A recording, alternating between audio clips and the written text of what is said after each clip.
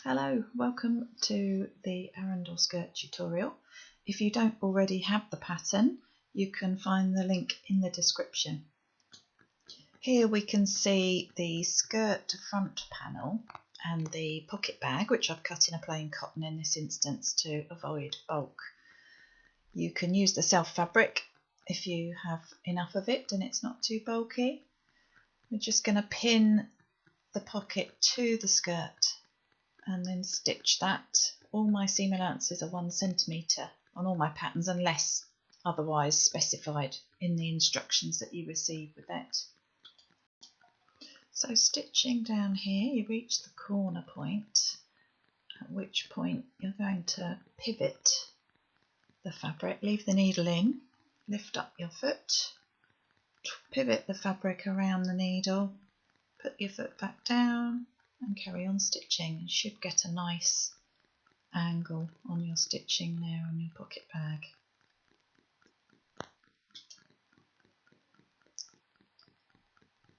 The next step will be to make a snip into the corner so that you can edge stitch. That's it, right into the corner as far as you can go without snipping the stitches. And then you'd sort of fold that pocket bag over, leaving the seam allowance where it is so that when you stitch on the edge, you will stitch through all that seam allowance as well as the pocket bag. And because you've snipped it, you can pivot it like that and it forms a straight line, so it's much easier to stitch and keep that stitch line in a straight row.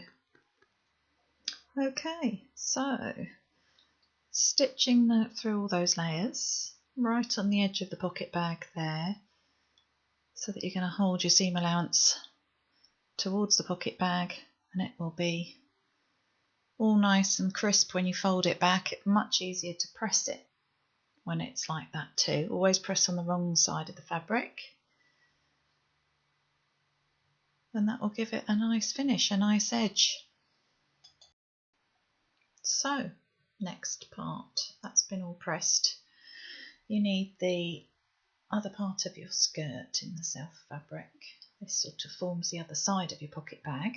It should all line up nicely. And you pin that piece to the cotton, the plain cotton part of the pocket bag, along those two edges, which you're then going to stitch together, again using your 1 centimetre seam allowance. Here we go, under the machine, sewing just through those 2 layers. And once again, when you get to the corner, you can do a nice pivot, leave the sewing machine needle in the fabric, lift your foot, give it a twist round, pop your foot back down and carry on sewing. Get a nice angle on it there. Lovely. And then you can decide how you want to finish this edge now, this raw edge, because this will show on the inside of your skirt. I usually use an overlocker. I know not everyone has one, so I'm just going to do a quick demo of finishing the edge using a zigzag stitch. And I've just set my machine to zigzag, going along the outer edges, pivot again at the corner, and when I've finished sewing that, you just need to trim away any little hairy bits that are left, which inevitably you get, especially with cotton and things. Just neaten it up a little bit, and there you go, that's how it should look. Trimming a few more little hairy bits off there, and you get a nice neat edge.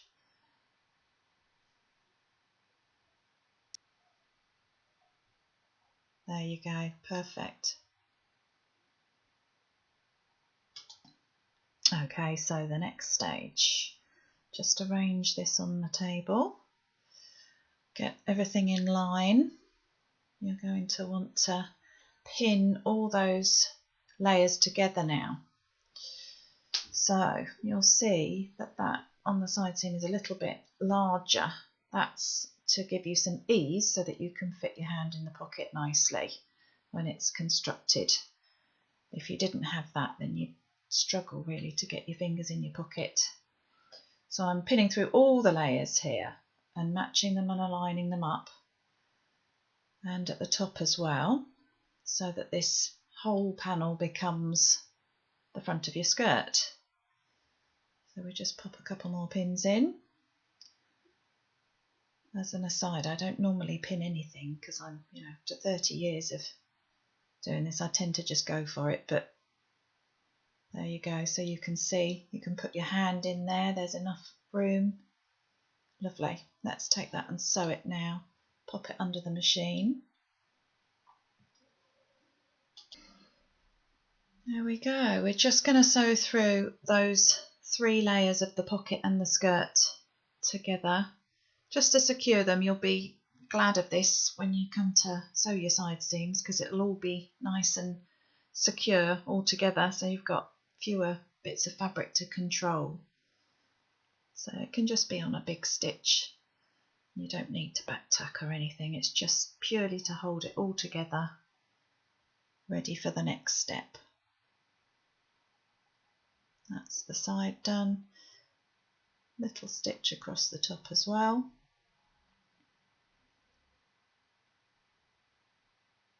And that will be all secure.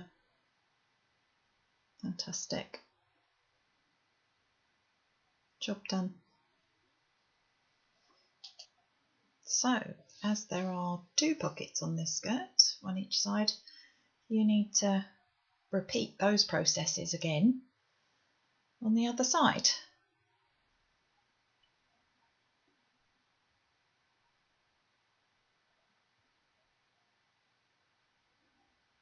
There we go. 2 pockets. Just tidy that up. Now, time for a little bit of top stitching. I like to secure these down because I find it's a bit nicer over the tummy, a bit more flattering, rather than having it a bit gapey.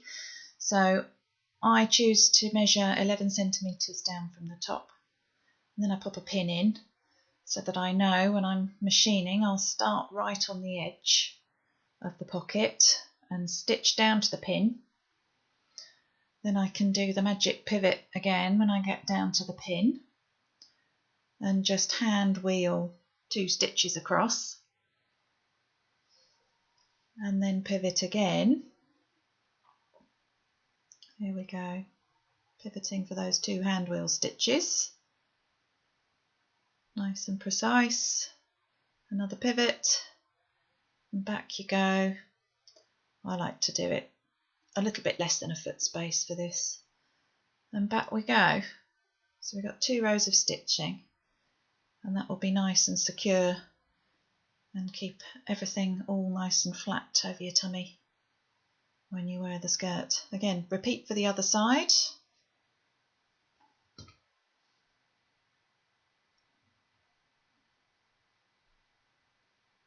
And then you're ready for the next stage. 2 top stitched pockets. There we are, quite smart. So, next stage. This is the 2 back panels. Centre back is marked with a double notch there. That's where you'll stitch from to the hem, leaving a space for the zip at the top. So pop a pin in there first so that you know that's where you're starting your stitching from. We'll pin down that back seam. It should be nice and straight. So pop some pins in, give it a stitch, again 1 centimetre, bit of a back tack, and off we go.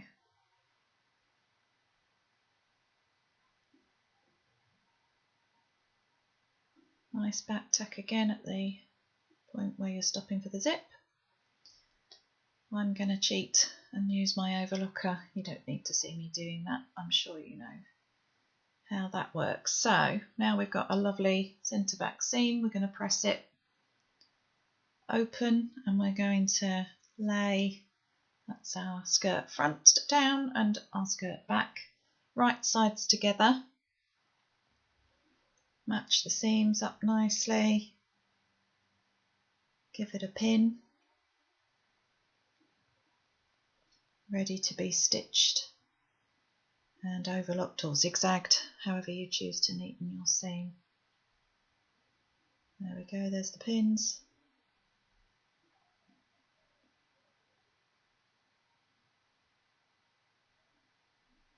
And off we go.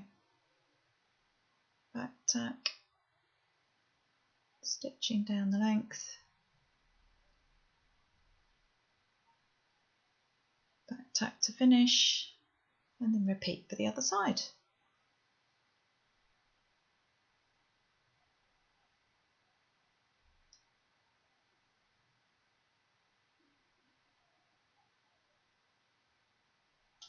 Okay, we've pressed the seam open, overlocked, neatened the edges, checking our pockets, turning it through. That's one skirt without the zip and without the waistband, which will be next.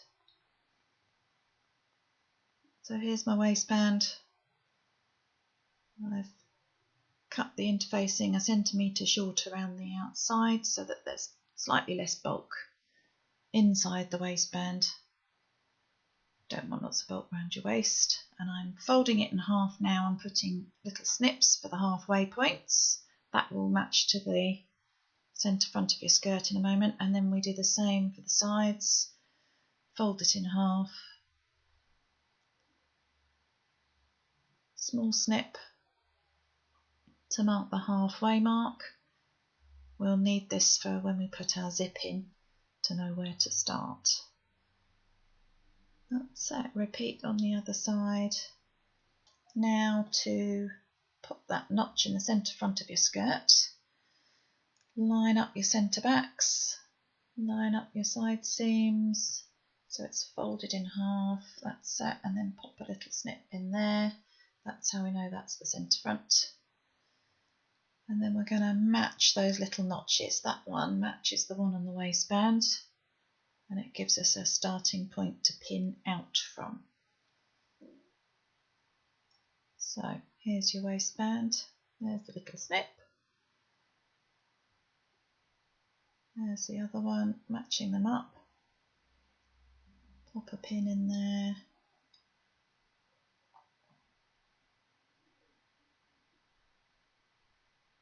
that's it, and then just continue to pin your waistband to that top edge of your skirt. Those edges should match. Got your centimetre seam allowance on your waistband and on your back of your skirt, so you can match them edge to edge and pin the whole thing.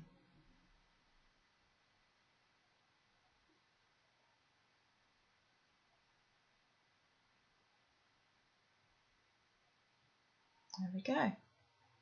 Now to stitch. A little bit of back tacking at the beginning. That centimetre seam allowance.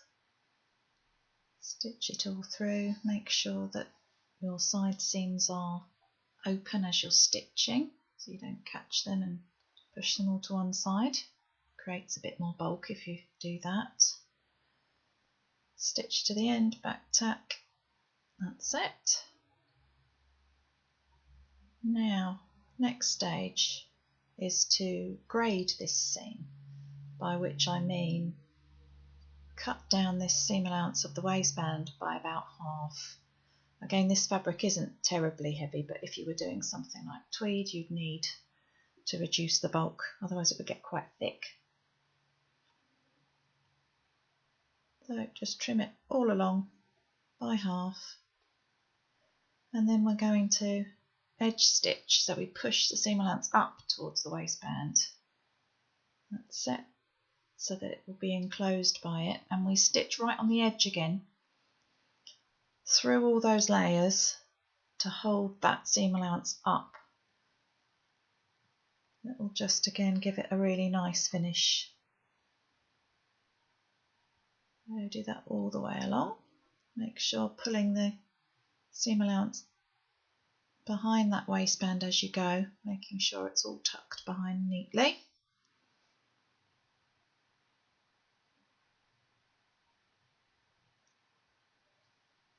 That's it. And there it is. So I will overlock the edge of my waistband. You can neaten it however you choose. And then we're going to put the zip in. Nobody's favourite job. But here we go, here's the tape. Now, that notch that you had, you need the teeth at the top of the zip. I don't know if you can see that terribly clearly as they're clear teeth. They need to go right up to that notch there so that the top of the teeth is in line with the notch. Okay, so we're going to pin our zip to the seam allowance. The zip tape should be around 1 centimetre, which is the same as the seam allowance. And I like to stitch my zip tape into my skirt first before I go for the final stitch as close to those teeth as possible, just because I find it's more stable and it makes it a bit simpler to do. So let's go to the machine and stitch that first row. I do it to the edge of the tape of the zip, just really to hold it still while I'm doing that last important row of stitching. So I find the pins are a bit tricky and a bit pernickety. Fiddly enough putting a zip in without having all those pins. So get that zip sewn in by the tape, and then we can go for that closer stitch.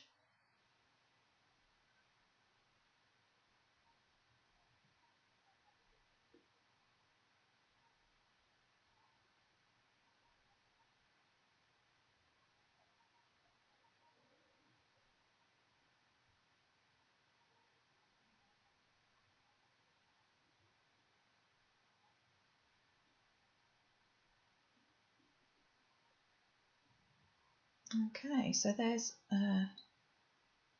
that row of stitching, and then as you can see I'm sort of rolling that over. As it's a concealed zip, it's sort of got a roll in it. I'm going to press that so that there isn't the roll in it, so you can get right close into the teeth. This will mean that your zip foot for your sewing machine will get you really close to those teeth at this point. So if you're not familiar with your zip foot, have a look in your manual and have a little play before you get to this point. It can be a bit tricky, but you'll find with a little bit of practice you'll get quite good at it, I'm sure. There we go, do both sides like that.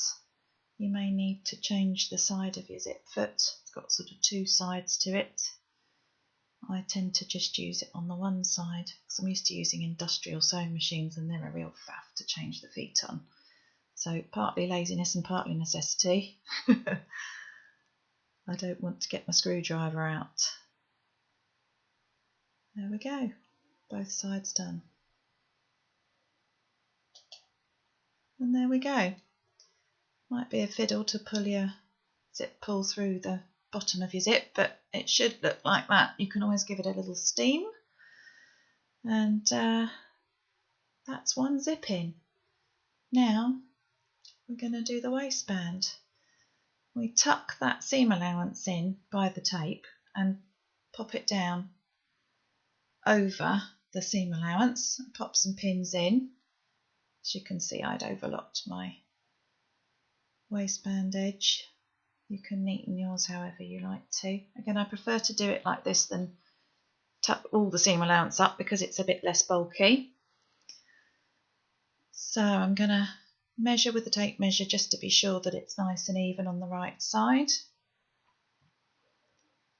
There we go. measuring it down.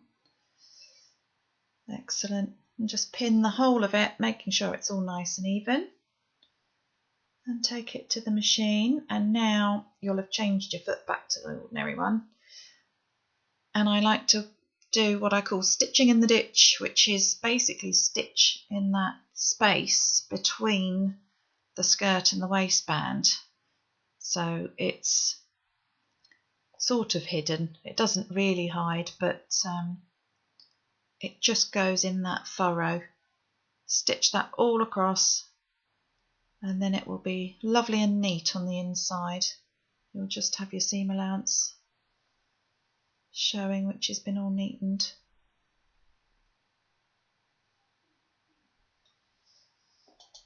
And there it is. Nice and neat. Take the pins out. That little bit of gap there, you can just pop a hand stitch in, which is what I usually do, just to secure it down. It doesn't really need it. It holds itself back, but it's nice to neaten it. Now for the hem. Again, you can do two ways. That's a turn and stitch right on the edge. You can just sort of pin that through or tack it if you feel you need to tack to get a nice edge and stitch it through.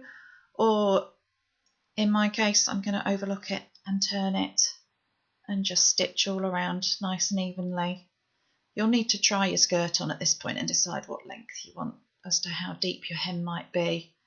I've done it about 1 centimetre because I'm relatively tall, so that will suit me just fine. So that then is one finished skirt.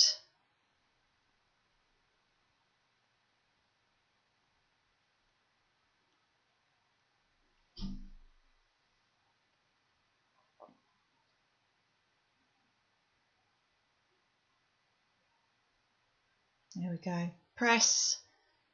You can see there, nice and neat. Always press on the wrong side.